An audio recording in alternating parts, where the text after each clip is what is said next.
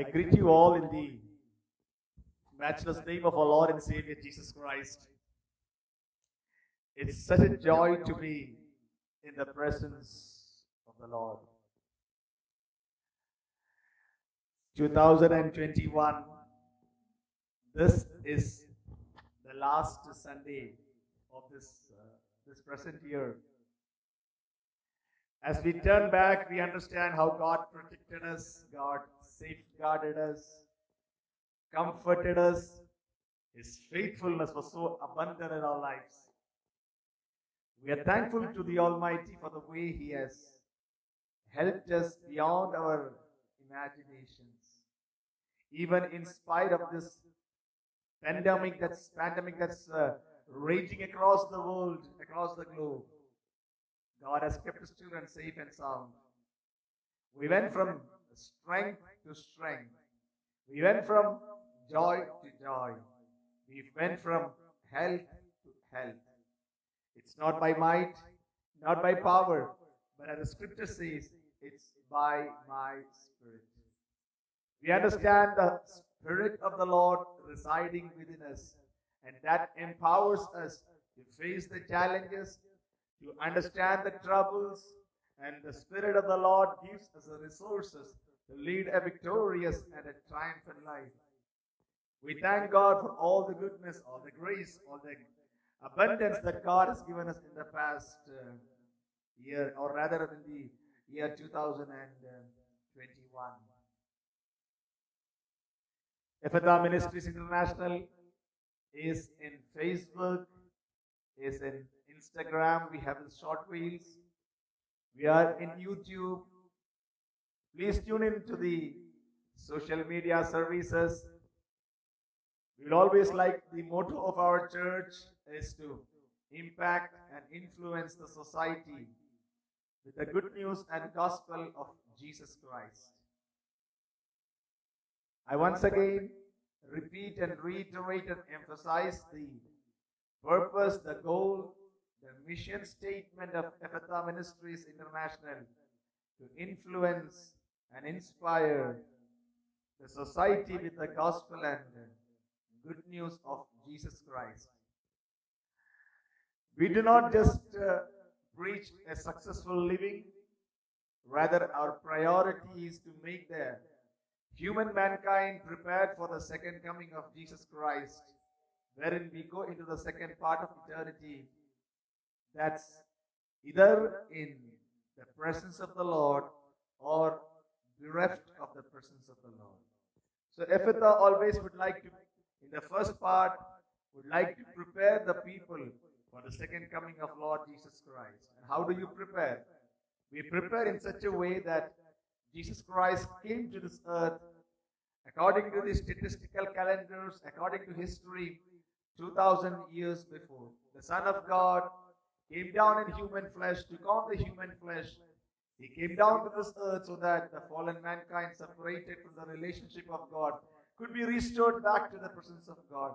And if we believe on Jesus Christ, His crucifixion, the blood that He shed for us, the sacrifice that He made on the cross of Calvary, we switch over from eternal judgment to the eternal goodness that God has kept for us. And that's the way we prepare ourselves for the second coming of Christ Jesus. Yesterday, that's 25th December, the world as a whole was celebrating Christmas, the birthday, the assumed birthday of Jesus Christ. There's no record in history, there's no record in the Holy Bible that Jesus was born on 25th of December, but it doesn't matter. When the world celebrates, we too celebrate. Of course, it can be any other day, but then we thank God for sending His Son Jesus Christ to this earth. Greetings of the season to all those who have tuned in, especially to my friends from the South African continent. We welcome you. We thank you for your presence. We are happy that you are tuning in all through these weeks. May God bless you abundantly wherever you are. I receive all your personal messages. Thank you. And God bless you abundantly. And thank you for all those who have come in this morning. May God's presence be with us. 2021, the Spirit of God was had inspired in me and inspired in the church a about the topic moving forward. Moving forward. Of course, it was a very apt theme, very apt message, moving forward. Let us not be stuck in 2021. Let's not be stuck with the traditions. Let's not be stuck with the same old mental setup of 2021. We need to go forward. We need to go. We need to move forward. Ephatha, we need to move forward. All those tuning in, we need to move forward. But at times, as last Sunday the Spirit of God was ministering to us, at times moving forward means moving backwards. And today, may God speak to us in such a way that our lives will be enriched by His presence, by His blessings. Can we turn the chapters of the Bible to the scripture that has been we are meditating? In fact, my co-brother of the church, and he started the topic, and thank God for him. It's there in the second Sunday of this month. The first book of the first book of Kings, chapter 19 and verse 9. The first book of Kings, chapter 19 and verse 9. We read there like this: There he, that's Elijah. There Elijah went into a cave and spent the night. The Lord appears to Elijah, and the word of the Lord came to him.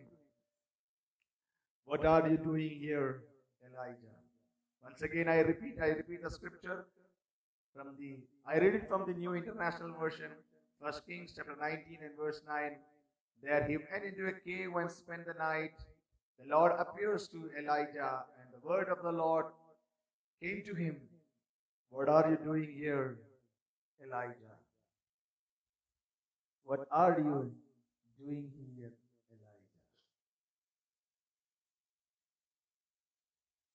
Elijah? As I started last Sunday, the previous Sunday, when God asks you a question, the all-knowing, the all-understanding God, does He really require an answer?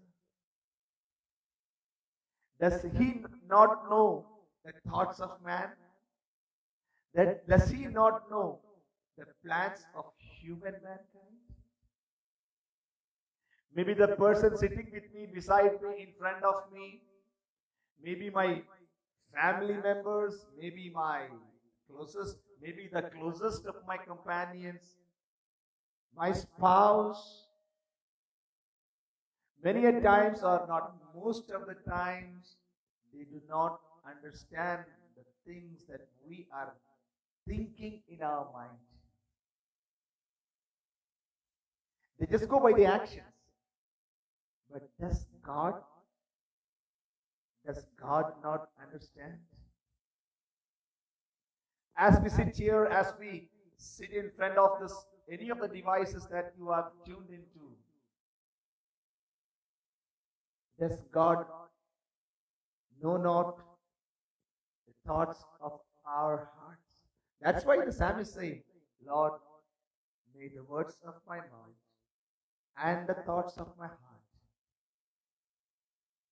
be pleasing in your sight. Because the scripture says, psalmist says, God knows the thoughts of my heart. And when God knows the thoughts of my heart, it should be pleasing in His sight. When I meet a person, when we meet people around, we make an effort to please the people around us. We make an effort to impact the people with our pleasant talks. But we never make an effort to change our thinking, because that's not required. He or she doesn't understand what I am thinking. But Bible says, Scripture says, He understands the thoughts of man. If that is the case, then why is Elijah being asked? Why is God asking Elijah? What's the reason?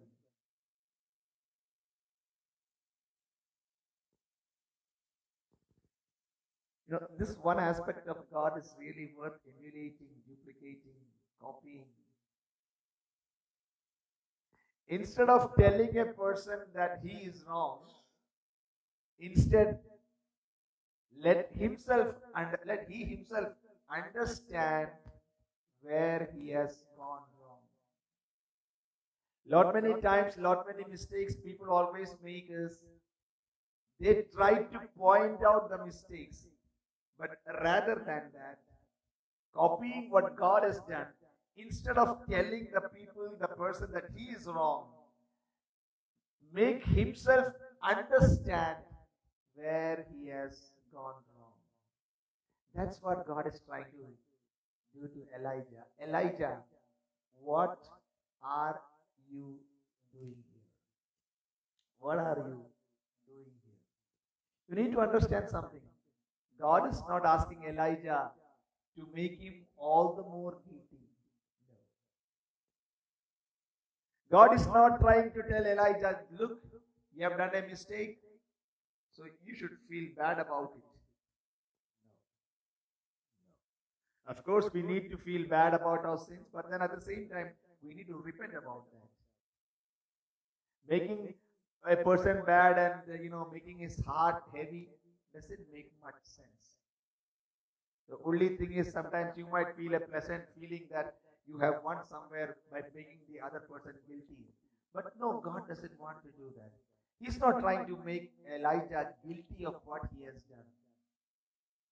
Rather, the question that God is asking Elijah is just because God wants to reroute. God wants to reroute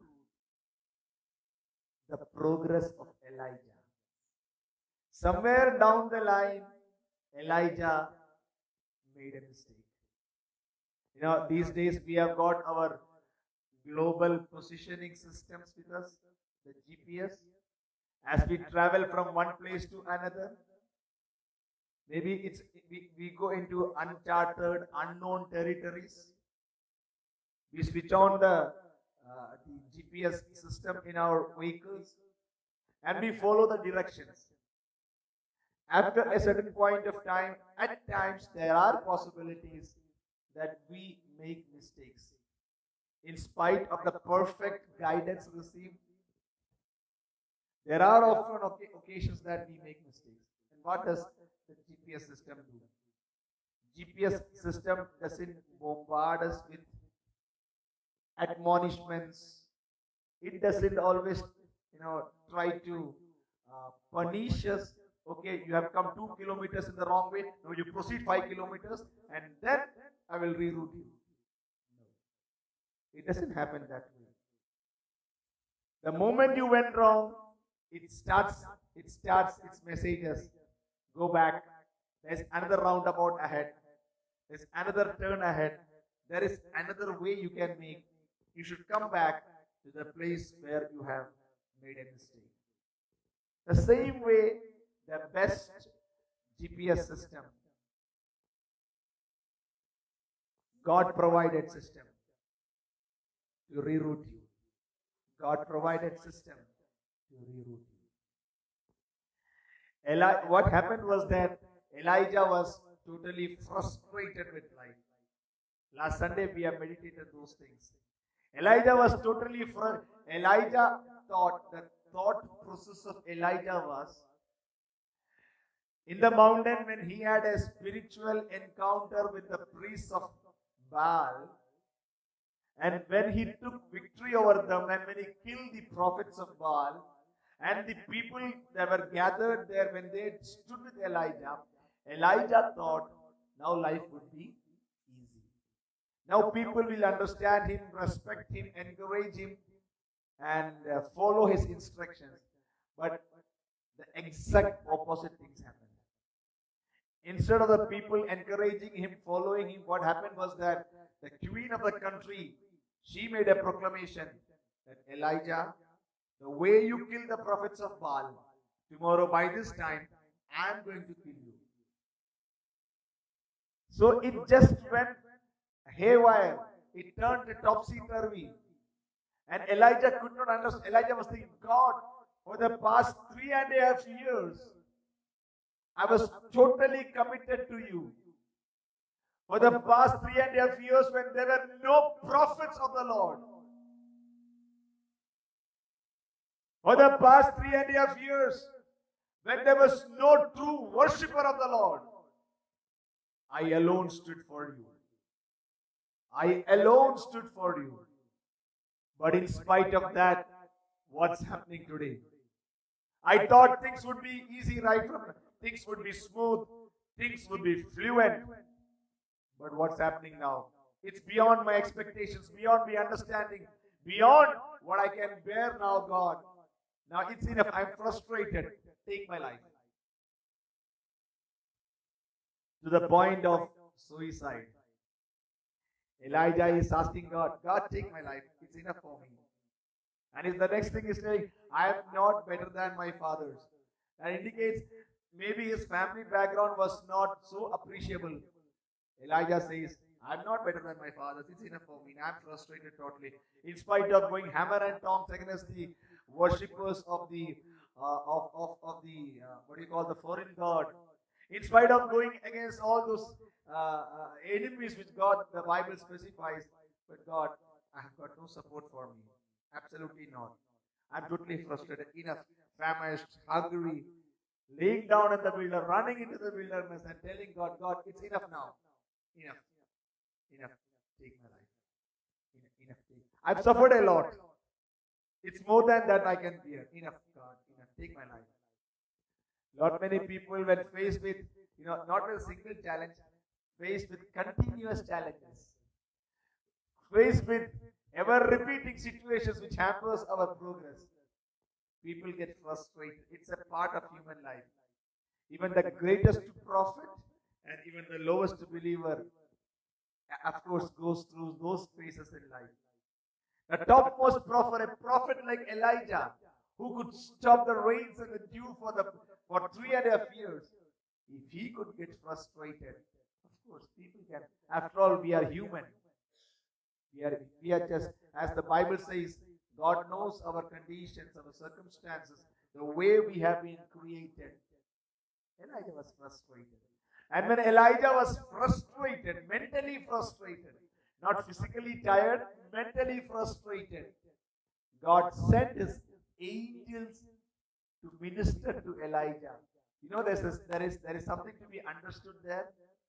When Elijah was physically tired, God sent the physical resources. He sent the ravens. He sent the widow from Zarephath. When Elijah was physically tired, he sent the physical resources. When Elijah was mentally tired, God sent the spiritual resources in the way of an angel to minister to him. Are you tired physically? Are you exhausted physically? Of course, physically we have got enough of resources, provisions to make us feel more healthier. Take it. When you are physically tired, don't think, oh, God will spiritually, strengthen me. I don't understand. There are people who don't follow the physical guidelines, the disciplines of life. They eat whatever they want to eat. They do whatever they want to do. No physical exercises. Nothing. Bible says you need to exercise. It's not just the science and the scientific community, or not the people in the 21st century who says, of course, bodily discipline, exercise is necessary. The Bible says, the scripture teaches us exercise is necessary. People don't exercise. People don't, they always like to feel in their comfort levels, want to sleep, want to just lie down, and then they'll pray, God, you help me. God tells physical problems, physical health conditions. Of course, when physical resources, when they are limited, God supernaturally works. That's a different story. But then when there are provisions where you can help yourself out physically, take it. Elijah was physically exhausted. God sent ravens, God sent bread, God sent the widow of Zarephath, and Elijah could improve his physical condition. But what about when he's mentally tired? When Elijah was mentally tired, God sent his angel. Okay, fine, angel came, gave him enough food to eat. You know, the biggest mistake Elijah did was, after meeting the angel, after having the spiritual food, instead of understanding from God in which way his direction ought to be, he just took off and ran on his assumptions. He just took off and ran on his assumptions. He ran all the way to the mountain of Horeb. That last Sunday we had meditated that, so I don't want to go back into that. He ran all the way into the mountain of Horeb. And Bible says Horeb is the mountain of God. That's what 1 Kings chapter 19 says. Horeb is the mountain of God. So Elijah was perfectly clear and perfectly correct in, according to the human calculations, what he is doing. He has not run into the enemy country. He has not run ahead into the desert. He had not run elsewhere. He had run into the mountain of God. Perfectly correct. You ask anybody, they will say it's correct. Elijah did not go to the land of Philistines. Elijah did not go to the lands of Amalekites. He did not run into the land of Midianites. He did not go back into Egypt. Neither did he go back into the hill country from where he came from. No, he did not go. He ran to the mountain of God, Horeb. Perfectly correct. Perfectly clear. People will applaud him, appreciate him, encourage him. Elijah, you took the right decision and you have come thus far. But then God comes and asks Elijah, what are you doing here? Human calculations, human traditions, you might be correct, but you are not in God's scheme of things. I always tell people around, there are two ways to put a people down, put a person down. There are multiple ways. If a person is running, how do you stop him? How do you obstruct him? How do you put him down? You put some impediment in his running, he will trip over and fall. Simple as that. As he's running all the way as fast as he can, just put something in between, some obstacle, some hurdle. He will trip over it and fall. That is one way. The second option is when a person is trying to run, you pull him back. You pull him back. You pull him back, he can fall. Or his progress will be restricted. And there's one more option. When a person is running, what do you need to do? Just push him forward. Just when somebody is running, you push him forward. He will fall face flat. Multiple ways. Elijah is not coming back. But then Elijah has fell face flat because he went in the. Of course, it's the mountain of God. Moses received, what do you call the starting guidelines from the mountain of Horeb. Horeb was the presence. Horeb was the presence of the Lord, where God came down and told Moses, Moses, this place is holy. You need to take your sandals. Sinai is the place where he got the law. Horeb is the place where God came and met Moses for the first time. Horeb is the place from where this all started. Horeb is the place where the presence of the Lord came down and the bush started burning. Horeb is the place where supernatural miracles started happening. Horeb is the correct place according to the human calculations.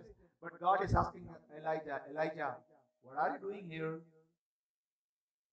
Traditionally, you might be correct. Based on yesterday's assumptions, you are correct. But on today's reality, you are wrong. You are wrong. You are wrong. It's very easy, it's very simple to understand, listen to the stories. But then Let's have an introspection. Let's have an introspection in our lives. Our spiritual activities, our physical activities, our education, our job, everything. Traditionally, you might be correct.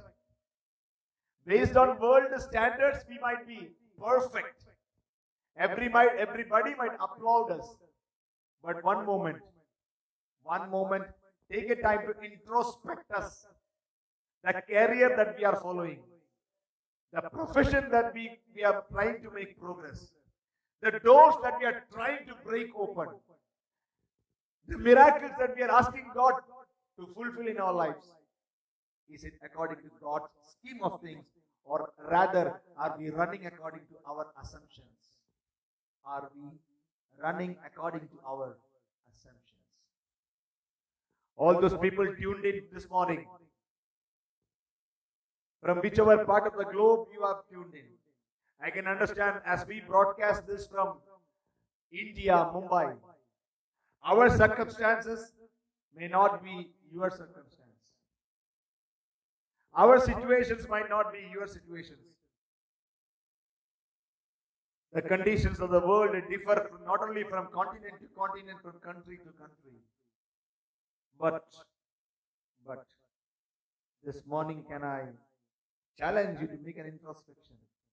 Traditionally, you might be correct. Culturally, you might be perfect. According to the belief system that you are having in your mind, you may have proceeded in the most excellent way. But are you in God's scheme of things? Are you in God's scheme of things? Sorry. Elijah is asking God. Sorry, God is asking Elijah. Elijah, what are you doing here? Elijah, what are you doing here? Verse 15, as we read last Sunday, God said to Elijah, the Lord said unto him, go back the way you came. Go back the way you came. Verse 9, the key verse that we have been meditating, it says, there Elijah came into a cave and spent the night. And then spend the night, early morning, God comes and asks Elijah, what are you doing? Go back the way. God, of course, many a times allows you to take a break. Take a break. 9 times you were in the cave. You know, if God wanted to stop me, why did He not stop me when I started? God did not stop him when he started. God did not stop him in the middle of the journey. God did not stop him when he reached Horeb. Neither did God stop him when the night started. Neither did God call him in the middle of the night. God called him when he had totally spent the night. You have totally spent in your comfort level. You have, oh God, I have come this far. Now what? It's okay. You have spent this much time. I will not say you have wasted this much time. Okay. But now, this is not permanent. This is not permanent. The comfort of the night is not permanent. You need to go back. How many of you can understand what the Spirit of the Lord is trying to share with you? The night is not permanent. I mean, the comfort level that you are experiencing, which you feel is perfect, is not permanent. It was just a break. God just allowed you to have a break. In spite of the wrong things, in spite of the wrong decisions you have taken, in spite of being imperfect, God allowed you, totally allowed you to spend a night. But that doesn't mean you are going to spend a lifetime there. That doesn't mean. God is rerouting Elijah. God is rerouting Elijah. As the global positioning system, the GPS maps reroutes us, God is rerouting Elijah. He allowed you to spend a night. Elijah spent the night in the cave. But then early in the morning, God comes. Enough. You spend the night. I allowed you to wallow in self-pity. I allowed you. Thus far I allowed you. I didn't disturb you when you were sleeping. God, such a compassionate, concerned God. God could have come at the beginning of the night and told Elijah, Elijah, get up from here and get out from here. No, he didn't do that. He allowed him. Elijah, you take rest. Okay. You are not in my scheme of things, but okay. You spend the night here. Early in the morning, God came. How many people? Many people. If I was not in God's scheme of things, why did I come this far? You came this far because God was silent. How could I be in this place? You are in this place because God was silent. God allowed you, permitted you. You do according to what you want to do. But a morning comes. A rerouting is coming. God is asking Elijah, what are you doing here? This is not. I allowed you to spend the night. I allowed you so that you can come back to your senses. But now it's time to reroute your journey. Can we read a verse from the Bible? The book of Deuteronomy, chapter 1 and verse 6. The book of Deuteronomy, chapter 1 and verse 6. It says like this. The Lord our God said to us at Horeb, you have stayed long enough at this mountain. Same mountain. Elijah is at the same mountain. Which mountain? The mount of Horeb. Same mountain. Years back, centuries back, God told the forefathers, you have stayed long back in the same mountain, Elijah. You are in the same mountain. Same mountain, God tells them, enough. You have stayed long enough here. It's time to resume your journey. Same thing God is repeating, Elijah. Elijah, you have spent a night here. It's time to resume your journey. It's time to reroute your journey. How many of you sitting here as well as sitting in front of the devices can say an amen to that? It's time for me to resume the journey. Hallelujah. It's time for me to resume the journey. I have stayed long back in this mountain. I've stayed long back in this comfort level. I've stayed long back away from the scheme of God, the things that God had planned for me. But it's time for me to resume the journey. You have dwelt long enough on the mountain. Now it's time to resume. It's time to reroute your journey.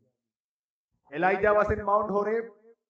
The children of Israel was in Mount Horeb. My time is running out and today I need to wind it and conclude it as usual. I need to rush now. Elijah Mount Horeb, God told rerouting. Now, earlier forefathers in Horeb, God told resume. Horeb is a place of rerouting, resumption. If we go back a little years, slightly, backwards in time, can we come to the book of Exodus, chapter 3 and verse 1 I read, 1 to 6 I need to read, but the time is not permitting me to do that. Exodus chapter 3 verse 1. Now Moses was tending to the flock of Jethro, his father-in-law, the priest of Midian, and he led flock to the far side of the wilderness and came to Horeb, again the mountain of God. Okay. Now you need to understand the life of Moses. Moses 80 years, 40 years in the palace, now 40 years in the wilderness, tending to the flocks of his father-in-law. Life is settled. At the 80th year, who will go for a new plan? 80 years, life is settled. Now, you ask Moses, what is your future? My future is at the sheep. Moses, what are your future goals? My future goals is this wilderness, tending to the flocks, today here, tomorrow there. That was what I did yesterday. That was what I did last year. That was what I did in my 70th year, 60th year, 50th year. Okay. Now 80th year, I am doing the same thing. But Moses one day came to the Mount of Horeb. And in The Mount of Horeb, chapter 10, verse 10 of the chapter 3, we read like this. God says to Moses, so now go, I am sending you to Pharaoh, rerouting Moses again. Where does this rerouting happen? In the mountain of Horeb. Rerouting. Moses was satisfied, content with what he was doing for the past 40 years. He thought life is settled and it cannot become better than this. Enough, enough, enough, enough. Moses thought it's okay now, I am settled in life. But when he came to Horeb, God is telling Moses, this is the time you are going to reroute your life. You are going to reroute your life. Moses thought he was a failure because he had to run from the palace of Pharaoh. He had to run away from the king. He had to run away from the land where he was educated, where he was born and brought up. He thought he was a failure. From the kingdom's education, from the king's education, from the education, wisdom, valor, wit, skills of the king's palace, he is down at the bottom, deep down in the dumps, tending to the flocks. What a fall. As we read that, as we have studied in our KG classes, Humpty Dumpty had a great fall. All the king's men and all the king's horses could not put Humpty Dumpty. All the teachers will say, even all the tuition teachers will say, yes, we have taught this, we have taught this. All the king's horses and all the king's men could not put back Humpty Dumpty together again. Moses is the correct example, the replica of Humpty Dumpty from the highest echelons of the palace down in the deep woods. But God is telling Moses, you are not a failure. I am going to reroute your life. I am going to. And God allowed Moses 40 years. After 40 years, God came down. I am going to reroute your life. 2021, December 26th, we have come this far. We have got, different, we are in different age groups, but whatever be your age groups. Some people are already adults. Some people have become adults yesterday. Some people have become last week or whatever be it. We have come this far, but then we need to come to the mountain of Horeb, or rather, we need to listen from God and reroute our lives. Are we in the God's correct positioning system? Are we in God's correct positioning system? Or somewhere down the line, did we make a mistake? If we have made a mistake, let's reroute ourselves. 2021, every financial year people makes balance sheets. Why are the balance sheets made? The balance sheets are not just made to understand your financial positions. Of course, you need to do that. It's not just made for understanding your financial. That's a very wrong assumption people have got. Balance sheet is just a time to understand my financial position. No. The purpose of a balance sheet is understanding my financial position and planning ahead. Why do you make a balance sheet? You understand your position and plan ahead. Mount of Horeb, God's telling you, understand your position, plan ahead for 2022, plan ahead for your future. Elijah, what are you doing here? Elijah, what are you doing here? If God asks me this question this morning, God asks you this question this morning. Put our names in the place of Elijah. What are you doing here? What are you doing here? We worship the Lord, we praise God, we do everything. But in the chapter 6 of the prophetical book of Isaiah, after those heavenly divine worship, God is asking, God is asking a random question, a collective, a general question, who shall go for me? The response of Isaiah, I am going. What are you doing in this earth? Put our names in place of Elijah. What are you doing here? God, I am What are you doing here? I am fulfilling the purpose God has given me in this earth. What are you doing here? I am here in this earth till till you come on the clouds. There's some part of the life, some part of divine purpose we have missed out. It's time to reroute. It's time to go back to God's scheme of things. Let us, this year, we have got another 5 more days to go. Let's begin introspection. Am I in God's scheme of things? And may God help us to proceed forward in His scheme in the most successful way that God wants us to be. Can we close our eyes in prayer this morning? As we thank God for all the good things that God did for us in the past year. Let us have a prayer in our mouth. God, the next year I surrender to your will, your guidance, your plans, your purposes, your goals. And help me to proceed according to the divine guidance that you give me.